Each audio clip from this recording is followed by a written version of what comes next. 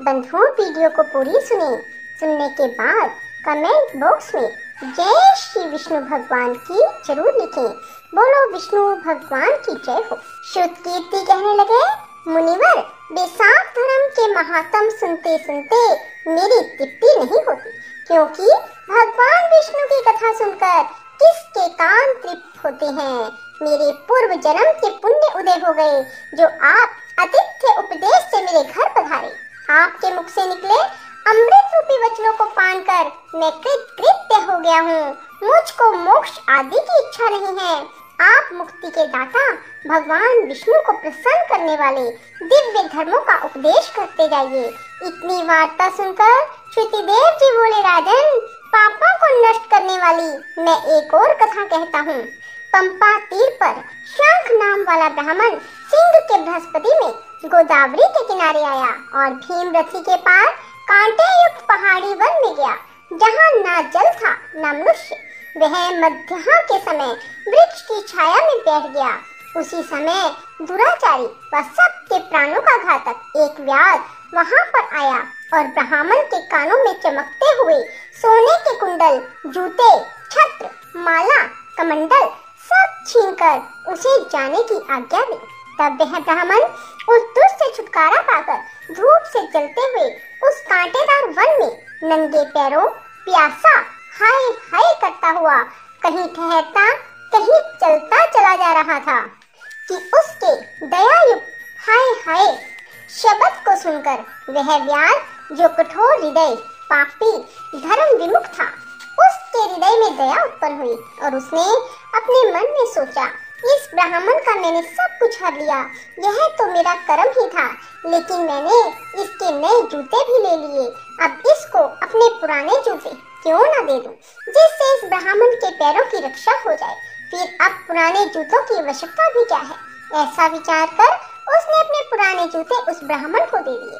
उन जूतों को पहनकर वह ब्राह्मण अति सुखी हो उस व्याध को आशीर्वाद देने लगा कि तुमने बैसाख मास में जूतों का दान किया है, अतः तुम्हारे पुण्य उदय हो सकते हैं, क्योंकि ऐसे दान से भगवान हरि पापी व्याध से ही प्रसन्न हो जाते हैं। उस ब्राह्मण से इस प्रकार आशीर्वाद सुनकर व्याध विस्मय से कहने लगा, हे ब्राह्मण देवता, मैंने आपसे ली हुई वस्तु आपको लौटा दी। इसमें आशीर्वाद की कौन सी बात है। और जो आपने बैसाख मास व हरि की प्रशंसा की, सो यह बैसाख और हरि कौन है, उनका क्या फल है। ऐसे व्याध के वचन सुनकर ब्राह्मण शंख विचारने लगा, सब कर्मों का फल जन्मांतर में मिलता है।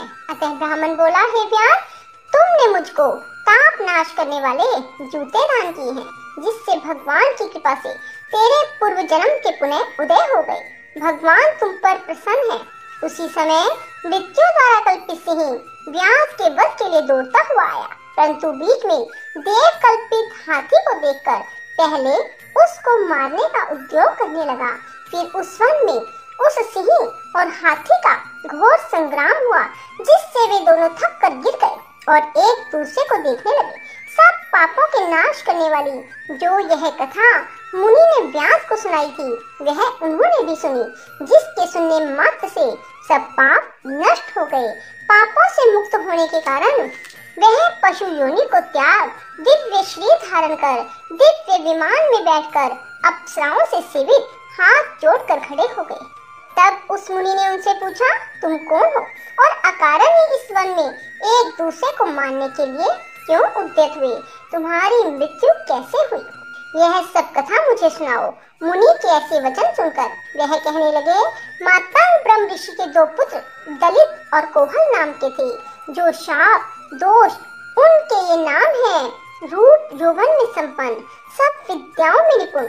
मतंग ऋषि कहने लगे, हे पुत्रों, इस बैसाख मास में प्रातः उठकर स्नान करो, मार्ग में प्याऊ लगाओ, छाया करो, पंखे से मनुष्य को हवा करो, शीतल जल दान करो, भगवान की सेवा करो, जिससे संसार के बंधनों से छूट जाओगे। इस प्रकार उन्होंने अनेकों प्रकार के वाक्यों से समझाया, परंतु हमारी दुर्बुद्धि में कुछ भी नहीं आया।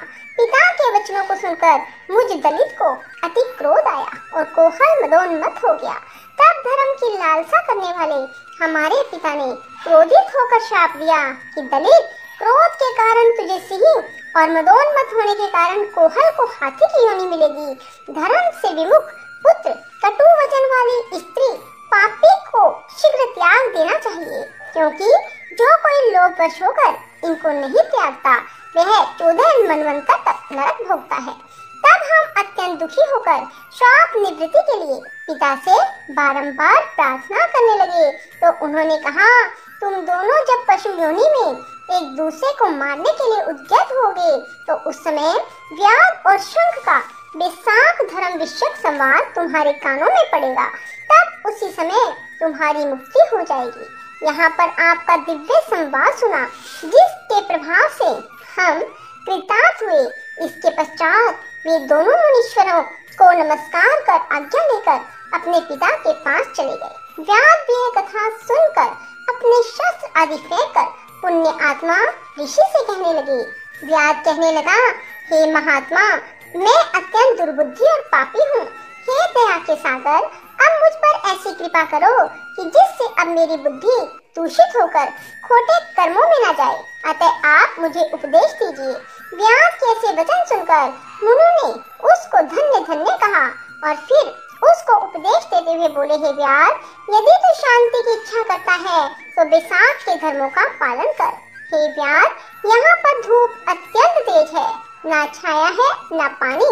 इस कारण चलो कहीं दूसरी जगह जल पीकर और छाया में बैठ स्वस्थ चित्त से तुम्हारे सामने पाप नाशक महात्म का वर्णन करो। व्याध हाथ जोड़कर कहने लगा, यहाँ से थोड़ी दूर पर एक निर्मल सरोवर है, जहाँ फलों से लदे हुए अनेक कैद के वृक्ष हैं। वहाँ निश्चय ही चित्त प्रसन्न होगा। व्याध की यह बात सुनकर शंख मुनि उनके साथ चल दिए और थोड़ी दूर पर जाकर उन्होंने देखा निश्चय ही एक निर्मल सरोवर है। मुनि ने उस सरोवर में स्नान किया, फिर देव पूजन कर व्याध के लाए हुए श्रम नाशक मीठे कैद के फल खाए। तत्पश्चात व्याध कहने लगा, महात्मन, यदि आप मुझ पर कृपा करो तो यह बतलाइए कौन सा कर्म करने से मुझे व्याध जैसी बुरी योनि मिली और फिर आपको सत्संग हुआ। मुनि हंसकर कहने लगे, तुम शाकल नगर में वेद पाठी ब्राह्मण थे। तुम्हारा नाम स्तंभ और गोत्र श्रीवत्स था। एक वेश्या से तुम्हारा प्रेम था, उसी से संगति दोष से हमने नित्य कर्मों को त्याग दिया और शूद्र के समान रहने लगे। इस प्रकार तुमने आचारहीन होकर धर्म का त्याग किया, परंतु तुम्हारी स्त्री जो अत्यंत रूपवती थी तुम्हारी और वेश्या की सेवा किया करती थी। तुम दोनों पलंग पर सोते और वह नीचे सोती, तुम्हारे पैर धोया करती, तुम दोनों की आज्ञा का पालन करती। वेश्या के मना करने पर भी वह पतिव्रता वेश्या सहित तुम्हारी सेवा करती। एक दिन तुमने भैंस का दूध और मूली खाई, तिल भी खाए। इस अपथ्य भोजन से तुमको दस्त और वमन दोनों होने लगे और फिर दारुण भगंदर रोग हो गया। जब तक घर में धन रहा वैश्य भी वहाँ रही, फिर सब धन लेकर वह भी चली गई। इस पर तुमको बड़ी घृणा हुई और तुमने अपनी पतिव्रता स्त्री से कहा, मैं अत्यंत निष्ठुर और वैश्यगामी हूँ। हे सुंदरी, मुझ पापी ने तेरा कुछ भी उपकार न किया। जो अपनी नम्र भार्या का मान नहीं करते वह 15 जन्म तक नपुंसक होते हैं। मैं रात दिन महात्माओं और तेरी अवज्ञा करने से निश्चय ही पाप योनि में पड़ूंगा। तेरे विनीत भाव पर भी मैं महाक्रोध ही करता रहा। इस प्रकार कहने पर वह तुम्हारी स्त्री हाथ जोड़कर कहने लगी, स्वामी, आप ऐसा क्यों कहते हो? मैंने आप पर कभी क्रोध ना किया। यदि मुझको कुछ दुख प्राप्त हुआ है तो मेरे कर्मों का फल है। तुम मेरे प्रति दीनता और लज्जा मत करो। जो स्त्री अपने पति के क्रोध को सहन करे वही साध्वी है। ऐसा कहकर मैं अपने पिता व भाई के घर से कुछ धन लाकर तुम्हारी सेवा करती रही। दिन रात मल धोकर मूत्र धोकर तुमको शुद्ध करती रही और कीड़े आदि निकालती रही। रात दिन नींद आदि त्याग कर अपने भर्ता के दुख से दुखी होकर कहती है, पितृेश्वरो, तुम मेरे पति को रोग से मुक्त करो, मेरे पति को पापहीन करो। तब महात्मा देवल बैसाख में गर्मी के मारे संध्या समय तुम्हारे घर आए। उनको देख तुम्हारी स्त्री कहने लगी, अब दैत्य मेरे घर आए, अब इनके द्वारा मेरे पति का रोग नष्ट हो जाएगा।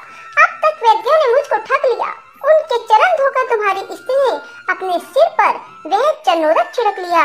फिर महात्मा को गर्मी से व्याकुल देख शरबत पिलाया। दूसरे दिन प्रातः वे महात्मा चले गए। उधर तुमको सन्निपात हो गया और जब तुम्हारी स्त्री ने तुमको त्रिकुटा पिलाया तो तुमने उसकी उंगली को काट लिया।